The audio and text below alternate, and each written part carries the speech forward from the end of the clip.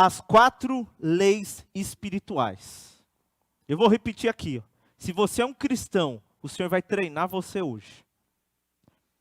Se você não é um cristão, você vai receber a melhor notícia da sua vida. O mundo que nós vivemos, ele é regido por leis.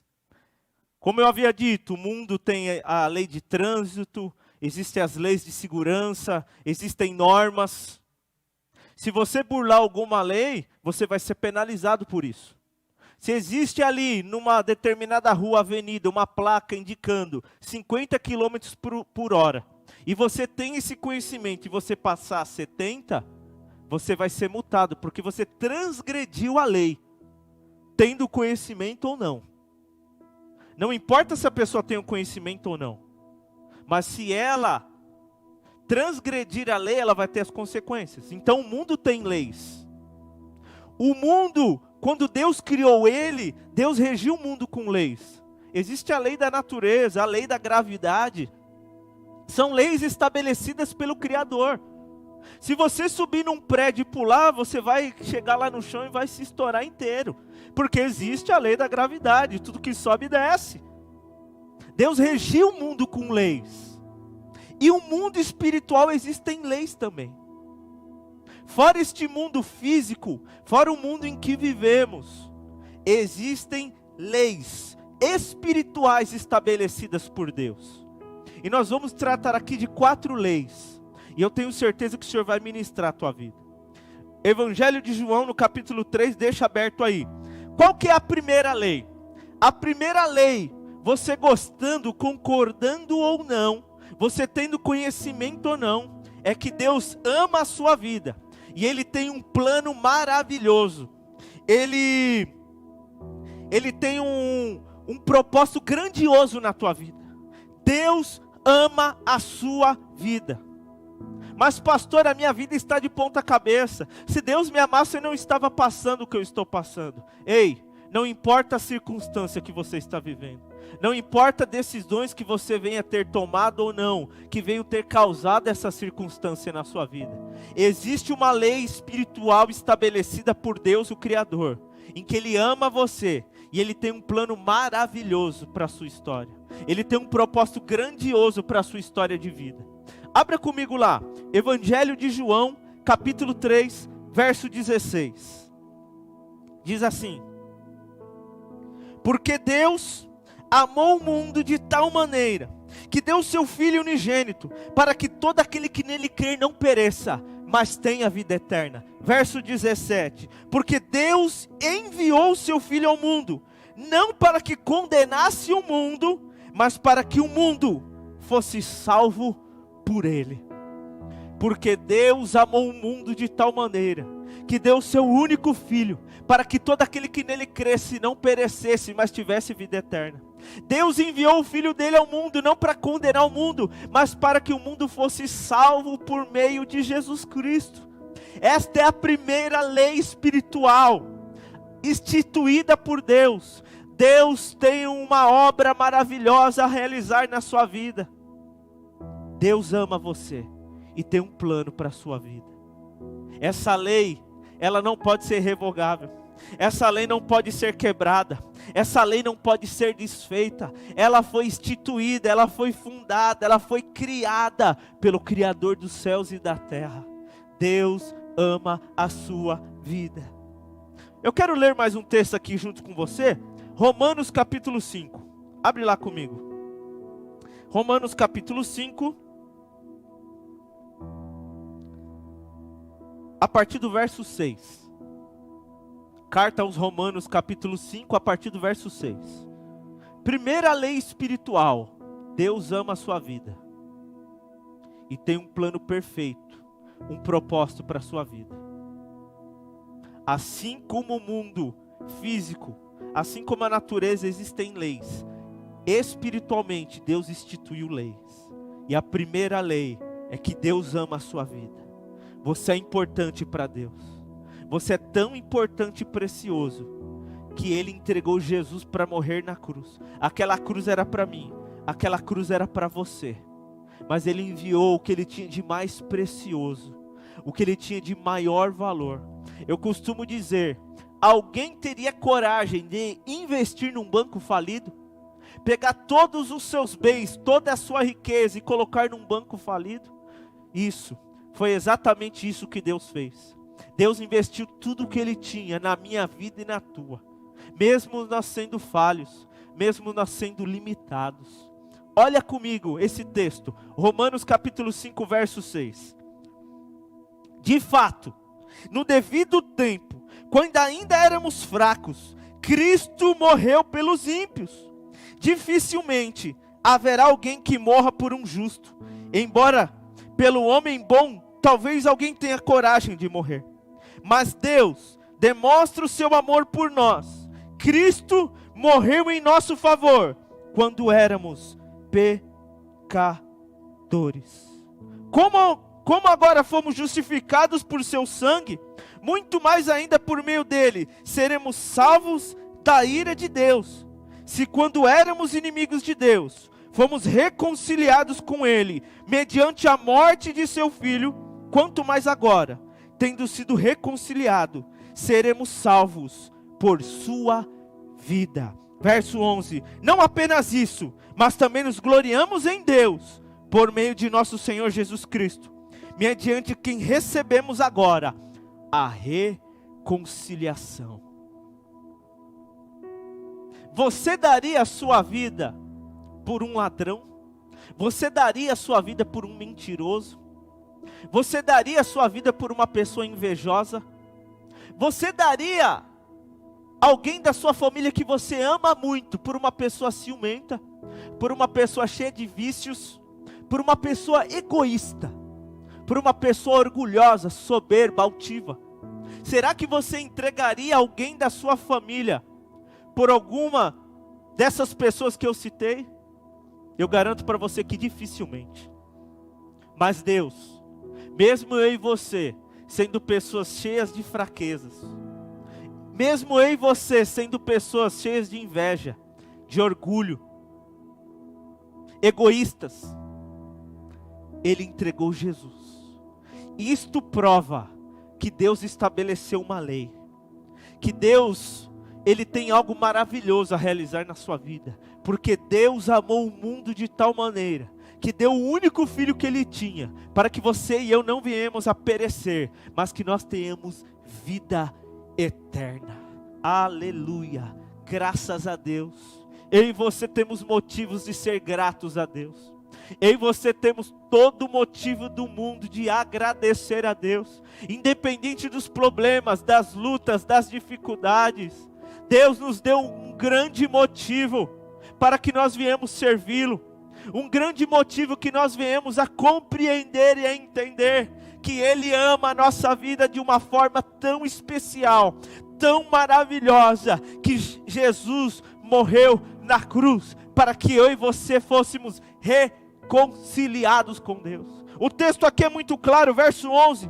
Não apenas isso, mas também nos gloriamos em Deus, por meio de nosso Senhor Jesus Cristo, mediante quem recebemos agora a reconciliação.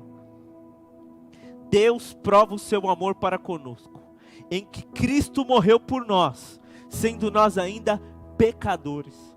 Imagine só, Cristo morreu por mim e por você. Cristo não morreu por pessoas perfeitas, Cristo não morreu por pessoas corretas, por pessoas que se acham justas. Não, Cristo morreu pela minha vida, pela sua vida, pela minha família, pela sua família. Vamos ler mais um texto? Evangelho de João capítulo 10. Abra lá comigo. Evangelho de João capítulo 10. A partir do verso 9. Evangelho de João, capítulo 10, a partir do verso 9. Diz a Bíblia Sagrada: eu sou a porta, quem entrar por mim será salvo. Verso 10. O ladrão vem apenas para roubar, matar e destruir. Eu vim para que tenham vida e tenham em abundância. Pastor,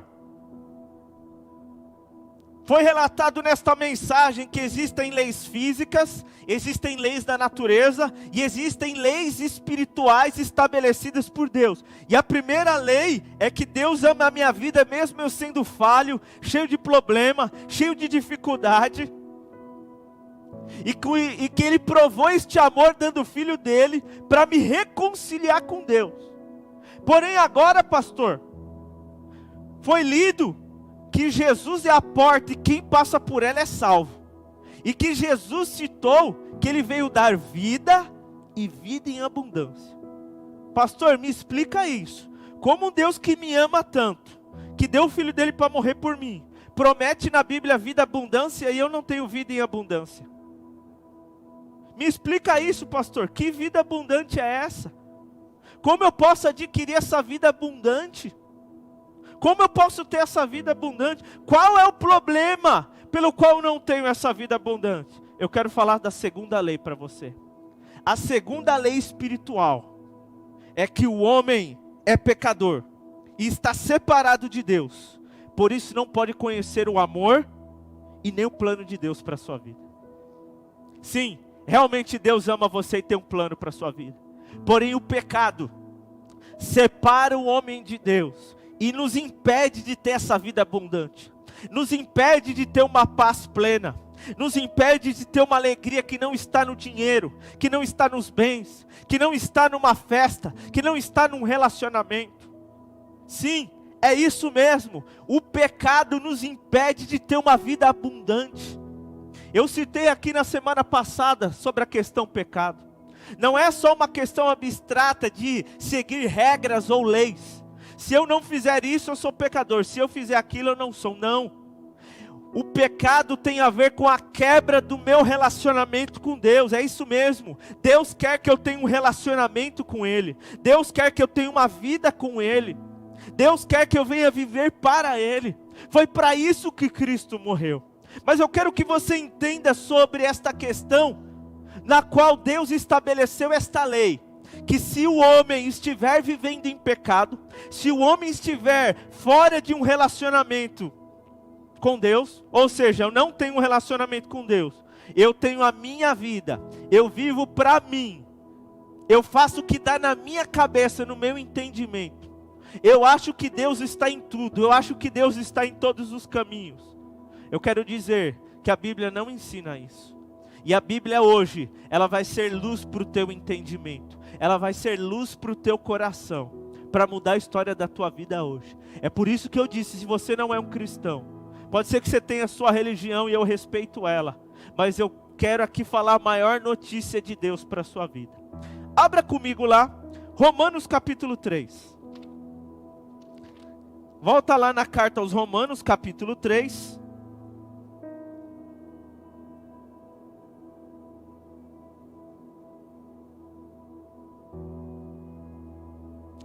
Romanos capítulo 3, a partir do verso 22. Diz assim: justiça de Deus, mediante a fé em Jesus Cristo, para todos os que creem, não há distinção. Verso 23, pois todos pecaram e estão destituídos da glória de Deus, estão afastados da glória de Deus. Não existe ser humano que não tenha uma natureza de pecado. Uma criança, você não ensina ela a mentir. Você não ensina uma criança a ser egoísta. Você pede para uma criança dividir o brinquedo, ela não quer dividir. Às vezes a criança mexeu em algo, você pergunta, quem mexeu aqui? Ela fala, não foi eu, foi meu irmão. Ninguém ensinou ela, porque nós temos uma natureza, e esta natureza, ela tem o governo do pecado, e o pecado nos separa da presença de Deus, do amor de Deus, do plano de Deus para a nossa vida. A Bíblia é muito clara. Todos pecaram, independente da posição social, independente dos bens que tenham, independente da religião que segue. Todo homem é pecador, e isso destituiu, afastou, tirou o direito do homem de ter um relacionamento com Deus. Primeira lei espiritual: Deus ama a minha vida e tem um plano perfeito e maravilhoso para a minha vida. Porém, todos pecaram e não podem ter acesso a esse plano, não podem ter acesso a esse propósito. Não tem como, não tem filosofia, não existe religião, não existe entendimento humano que possa resolver esta questão. Abra comigo lá, Romanos ainda, capítulo 6, verso 23.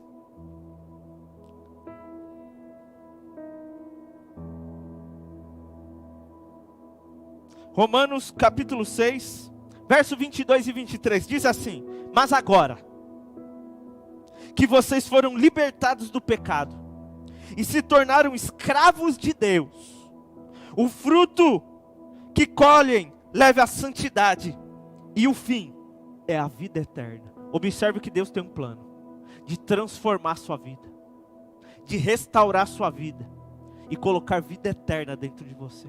Verso 23, pois o salário do pecado é a morte, mas o dom gratuito de Deus é a vida eterna, em Cristo Jesus, nosso Senhor. O salário de uma vida de pecado é a morte. Se você andar conforme der na sua cabeça, se você andar para você, se você viver sem Deus, vendo Deus como uma religião, vendo Deus como um tirano que está no céu, pronto a julgar os pecadores, a julgar as pessoas que erram, eu quero dizer que você não está vivendo um relacionamento com Deus, pois o salário de uma pessoa que vive sem Deus é morte, mas o dom gratuito de Deus, aquilo que Deus proporciona para mim e para você, é vida eterna, através de Jesus Cristo o Senhor. Primeira lei espiritual: Deus ama você e tem um plano perfeito para a sua vida. Segunda lei: o homem não pode viver esse plano, experimentar a abundância da vontade de Deus, por causa do pecado. E todo homem é pecador. Todo homem é pecador. Eu quero mostrar aqui na Bíblia para vocês a consequência do pecado. Eu acabei de mostrar uma delas aqui. O pecado leva à morte. A pessoa não consegue ter paz. Ela pode ter paz numa festa, num momento de beber, num momento de usar uma droga, num momento de um prazer, num relacionamento sexual, mas isso passa. E o vazio vai estar lá todo dia. O vazio que as pessoas tentam preencher não está nestas coisas. Abra comigo lá, Isaías capítulo 59.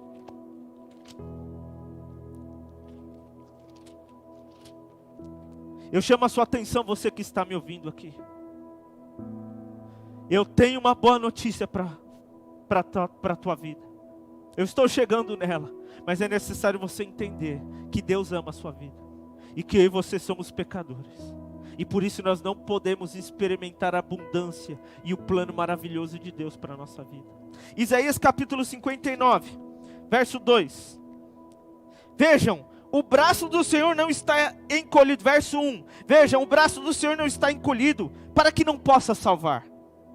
E o seu ouvido tão surdo que não possa ouvir. Verso 2. Mas as suas maldades ou as vossas iniquidades separam você do seu Deus.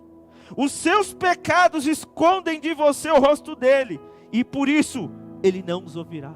O pecado é um muro de divisão entre nós e Deus. O homem não pode ter relacionamento com Deus quando há pecado.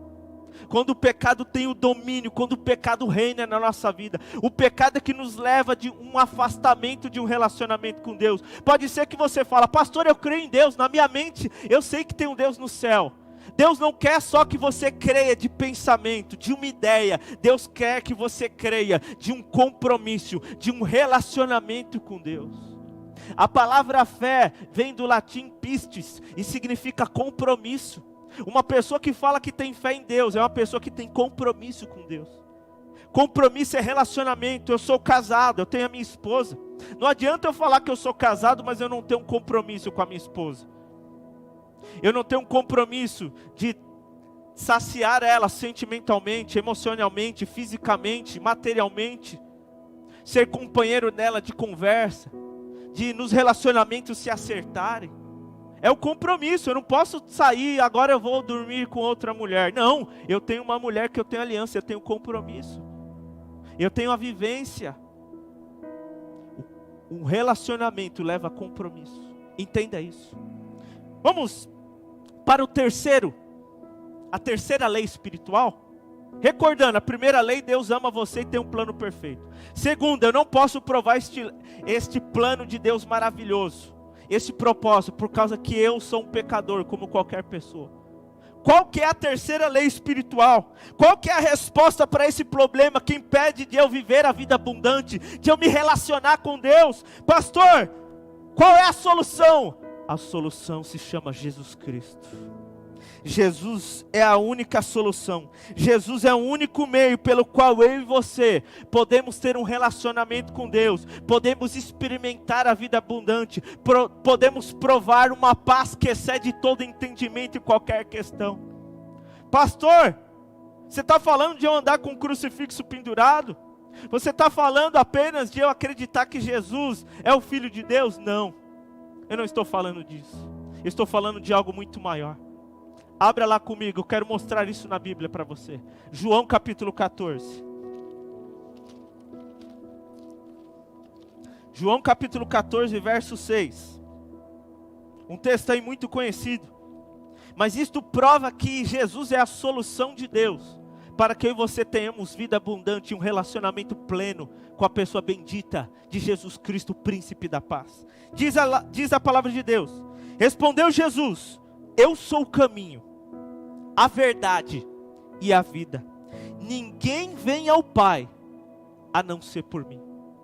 O que Jesus está falando aqui? Que só existe um caminho que leva a Deus.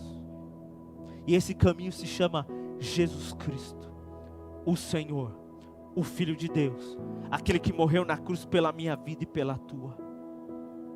Jesus é o caminho, Jesus é a verdade, Jesus é a vida. Jesus é a solução para que eu e você venhamos provar, experimentar e viver uma vida abundante de um relacionamento pleno com Deus. Graças a Deus por isso. Oh Jesus, muito obrigado. Atos capítulo 4.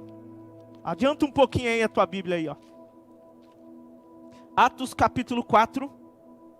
Verso de número 12. Atos capítulo 4, a partir do verso 12. Diz assim: não há salvação em nenhum outro, pois debaixo do céu não há nenhum outro nome dado aos homens, pelo qual devamos ser salvos. Não existe outro nome, outro Deus, pelo qual possa resolver o problema do nosso relacionamento com Deus. Jesus é a salvação. Jesus é o meio de eu e você ter um relacionamento pleno com Deus. Graças a Deus por isso. 1 Timóteo capítulo 2. Eu vou ler a Bíblia aqui para não ficar na minha ideia, nas minhas palavras. O livro mais vendido do mundo. O livro que foi inspirado por Deus.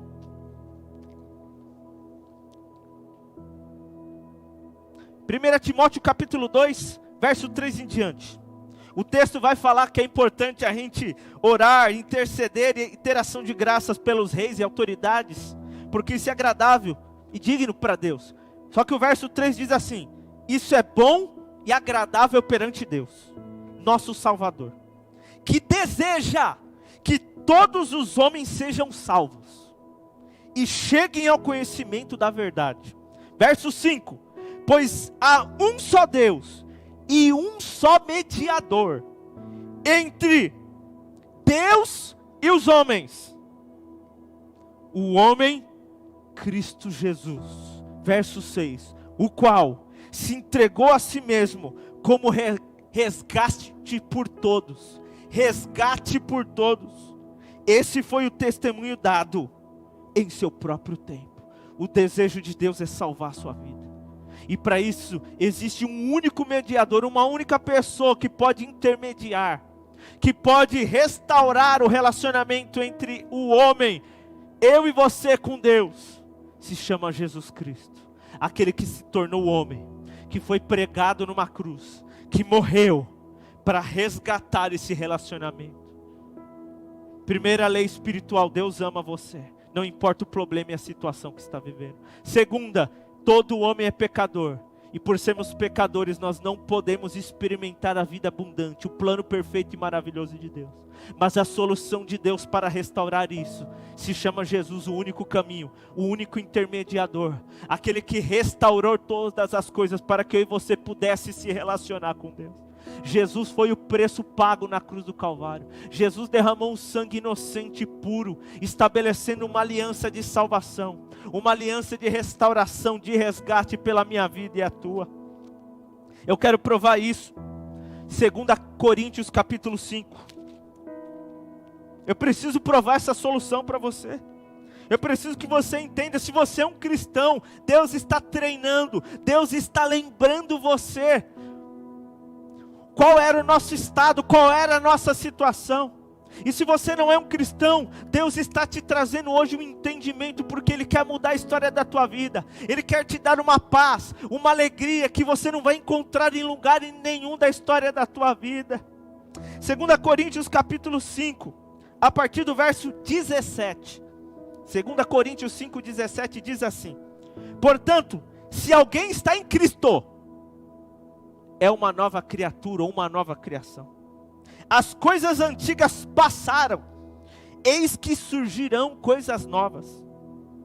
Tudo isso provém de Deus, que nos reconciliou consigo mesmo, por meio de Cristo, e nos deu o ministério da reconciliação. Ou seja, que Deus em Cristo estava reconciliando consigo o mundo. Você está entendendo o que está escrito aqui? Que quando Cristo estava lá naquela cruz, Ele estava representando Deus, para nos reconciliar. Não levado em conta os pecados dos homens, e nos confiou a mensagem da reconciliação. Portanto, somos embaixadores de Cristo, como se Deus estivesse fazendo o seu apelo por nosso intermédio. Por amor a Cristo, lhe suplicamos, reconciliem-se com Deus. Deus tornou o pecado por nós, aquele que não tinha pecado, para que nele nos tornasse justiça de Deus. Aquele que não tinha pecado, se tornou pecado, se tornou maldição naquela cruz, para que eu e você fôssemos justificados diante de Deus, ficha limpa diante de Deus. Jesus é a solução, para que eu e você venhamos experimentar o amor e o plano perfeito e maravilhoso de Deus para as nossas vidas. Que notícia maravilhosa, não é mesmo? Que notícia maravilhosa, eu e você fomos reconciliados por meio de Jesus Cristo naquela cruz. Eu e você podemos falar com Deus, eu e você podemos ter um compromisso com Deus. Eu quero partir agora para a quarta lei espiritual. A quarta é a última. Deus ama a nossa vida. O pecado nos afasta de Deus e nos impede de ter um relacionamento com Deus. Jesus é a solução para que eu e você venhamos ter uma vida abundante de comunhão e compromisso com Deus. Somos reconciliados por meio da cruz de Jesus. Mas como eu e você podemos viver isso realmente, adquirir o que foi conquistado na cruz? Eu quero falar a quarta lei espiritual para você, para que eu e você possamos adquirir o que foi conquistado na cruz. Porque Jesus morreu na cruz. Eu vou dar um exemplo para você.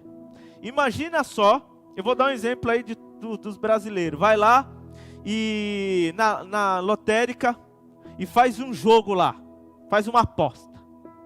E aí você está lá diante da TV, você ouve a notícia e você recebe a informação, chega ao teu conhecimento que você ganhou.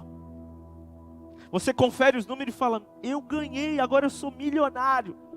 Só que você fica em casa e não vai lá atrás. Você não vai lá e fala: olha, esse bilhete é meu, eu que conquistei, ó, eu quero aqui, ó. Eu quero tomar posse do que é meu, de direito meu. Vamos supor que você amassa aquele papel, joga fora e não vai lá. O que vai acontecer? Você acha que alguém vai lá levar para você? Não. Assim é a obra da cruz. É algo mais valioso do que milhões de uma lotérica. É mais valioso do que muito ouro, do que muito diamante, do que muita prata. Só que se a pessoa tem o conhecimento, ela entende o que aconteceu, e ela não vai lá adquirir isso, ela não toma a ação certa para que aquilo faça parte da vida dela, é só uma história, é só um relato, é só algo muito lindo. E eu quero falar para você como você faz. A quarta lei espiritual: é preciso receber Jesus Cristo por meio de um convite pessoal, como o único Senhor e Salvador da nossa vida. Pastor, você está falando que por meio de um convite de Cristo eu aceito esse convite, por meio de uma ação. Não é só simplesmente por meio de uma ação. Eu vou te explicar melhor isso. Vamos lá, abre comigo João capítulo 1, verso 12. Evangelho de João capítulo 1, verso 12. Evangelho de João capítulo 1, verso 12. Diz assim: contudo, aos que o receberam,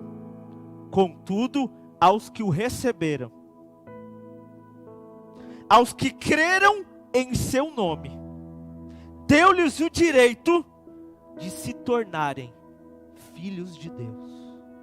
A todos que o receberam, aos que creram no seu nome, deu-lhes o poder de se tornarem, de serem feitos filhos de Deus.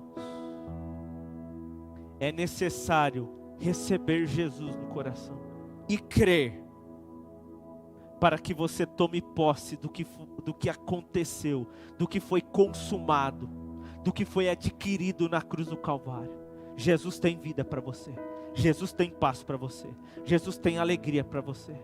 Jesus quer quebrar toda a maldição, mas é necessário você adquirir aquilo que foi conquistado na cruz do Calvário.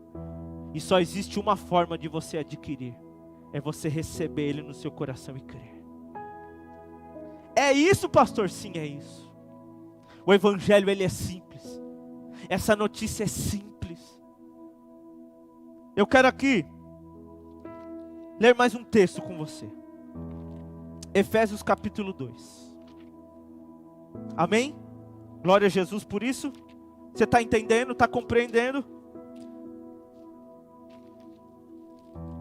Efésios capítulo 2. Não foi em vão que o Senhor colocou essa mensagem no meu coração. O Senhor quer ministrar cada vida que está me ouvindo aqui hoje. O Senhor quer transformar o teu entendimento. O Senhor quer quebrar a religiosidade, sendo você um cristão ou não. O Senhor quer estabelecer um novo tempo no seu relacionamento com Ele. Efésios capítulo 2, verso 8. Pois vocês são salvos pela graça, por meio da fé. E isso não vem de vós, é dom de Deus. Não por obras, para que ninguém se glorie, porque somos criação de Deus, realizada em Cristo Jesus, para fazermos boas obras, aos quais Deus preparou antes, para nós as praticarmos. A salvação não é obra de uma religião, de uma filosofia de vida, de um homem, de um pastor, de um bispo, de um apóstolo, de um padre, seja o que for. A salvação da alma do homem, a eternidade prometida por Deus, é por graça. O que é graça, pastor? A graça é o favor imerecido de Deus para com o homem. Eu não merecia ser salvo, porque eu estou cheio de falha, de mentira, de inveja, de ciúme, de desejos ruins, de egoísmo. Mas por graça, Ele me fez merecedor. Você merece ser salvo, você merece ter paz, você merece ser feliz, você merece o plano de Deus, receber o amor de Deus na tua vida. Não por meritocracia sua. Pastor, eu sou bonzinho, eu dou um dinheiro no farol, eu dou cesta básica. Não é por obra, mas é por graça mediante a fé. É favor imerecido de Deus pela minha vida e a tua. Eu não merecia, mas Deus me fez merecedor. A salvação é uma obra de Deus para o homem, e isso de graça. Ninguém pode te cobrar por isso. Você pode ter vida com Deus, um relacionamento de compromisso com Deus, porque é graça, porque é favor de Deus, porque é amor de Deus na tua vida. Eu quero ler mais um texto para a gente encerrar. Está lá em Romanos, no capítulo 10.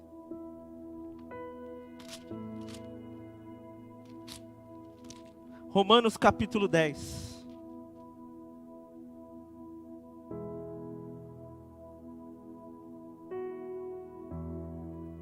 A partir do verso 6.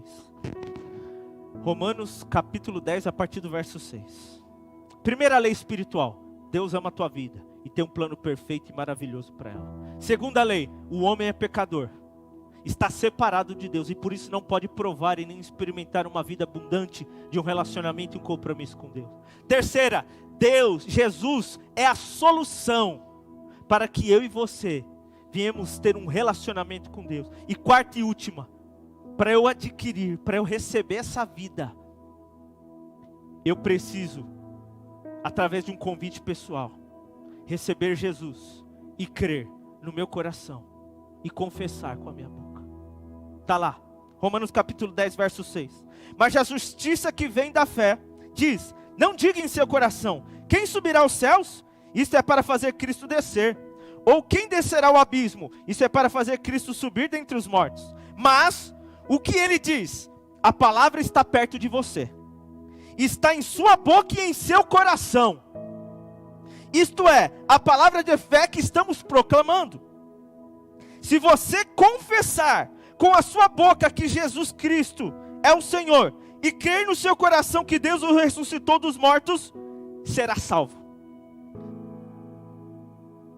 Verso 10. Pois com o coração se crê para a justiça, e com a boca se confessa para a salvação. O que a Bíblia está querendo dizer, pastor?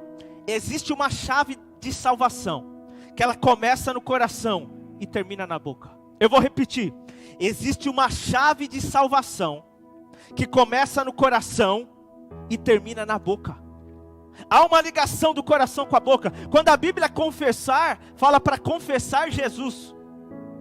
E crer no coração não é apenas um ato público. Porque está cheio de pessoa que levanta a mão na igreja, confessa Jesus e não muda de vida. Não acontece nada. Quando a Bíblia diz que nós temos que confessar com a boca e crer no coração, esse crer é um entendimento. Eu compreendo quem eu era antes de Jesus ter morrido, e o que Ele faz depois, se eu crer e confessar o seu nome. Quando a Bíblia fala de confessar e crer, é que eu recebi este conhecimento, esse entendimento no meu coração. O que é coração? Centro afetivo do homem na área do intelecto, dos pensamentos e das emoções. O coração é a sede das emoções. É o que a ciência chama de cérebro. A Bíblia diz lá em Jó 38:2, o espírito do homem lhe dá entendimento. Você entende o que eu estou falando porque tem um espírito dentro de você. E a Bíblia chama ele da sede das emoções, o coração.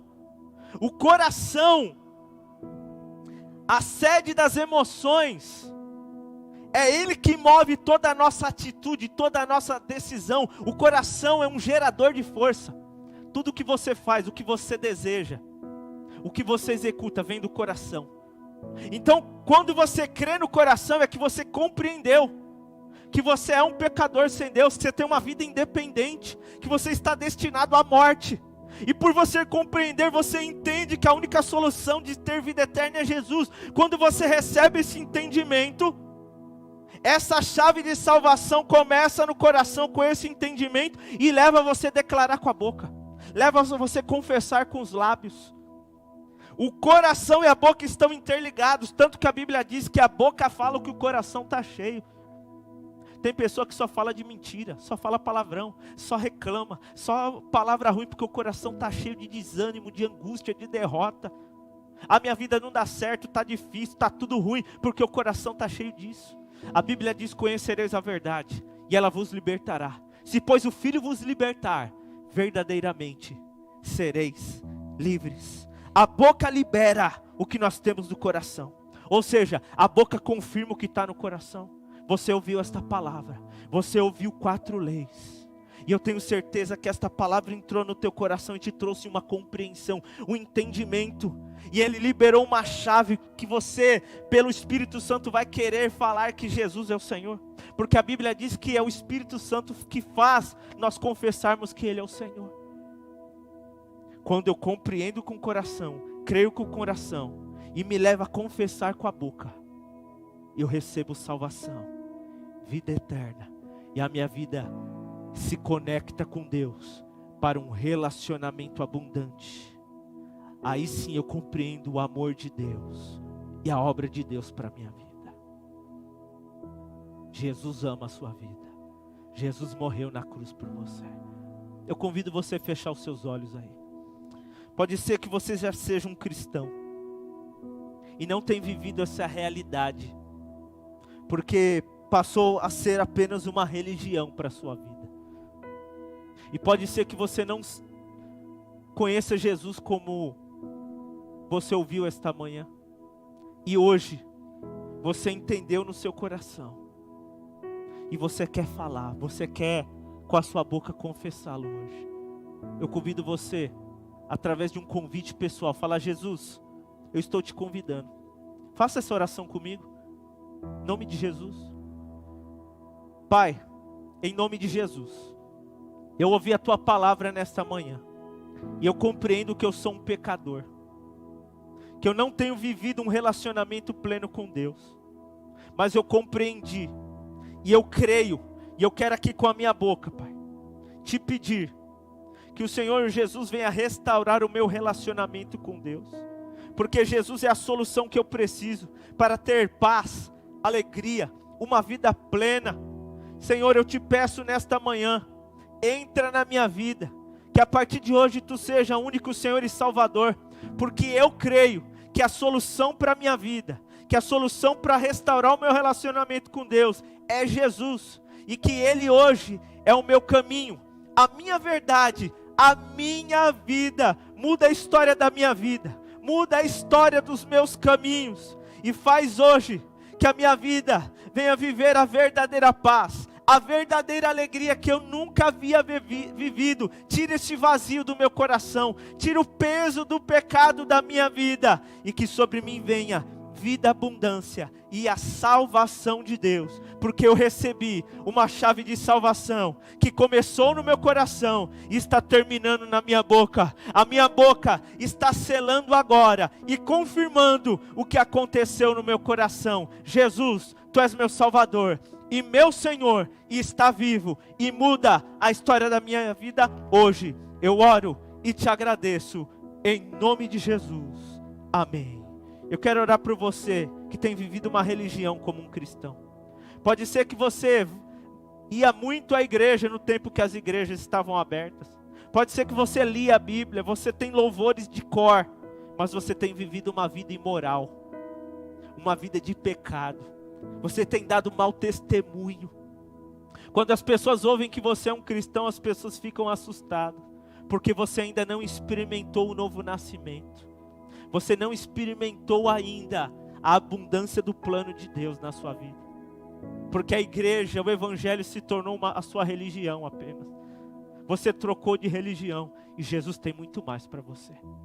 Pai, eu quero orar agora por vidas que não tinham este entendimento claro, mas que hoje, por meio da tua palavra, querem viver o teu amor, querem viver uma vida abundante, querem ser luz e sal nesta vida, nesta terra, que sejam testemunhas poderosas de Deus, que eles possam provar o melhor de Deus para a história da vida deles, que eles venham ser plenos em Ti, que eles venham provar o novo nascimento, que eles não sejam apenas, Senhor, convencidos, mas convertidos, que venham realmente ser pessoas que vivem para Cristo, para o Evangelho, e que o fruto desta árvore, o fruto desta vida, seja um fruto de santidade, seja um fruto de obediência, seja um fruto de um desejo de viver para Deus todos os dias, que venham viver a plenitude. Eu oro e abençoo, Pai, todos aqueles que estiveram aqui conosco, que esta oração agora venha selar a tua bênção, venha selar a tua vitória. Eu abençoo as famílias, eu abençoo cada vida. Eu oro em nome de Jesus, amém.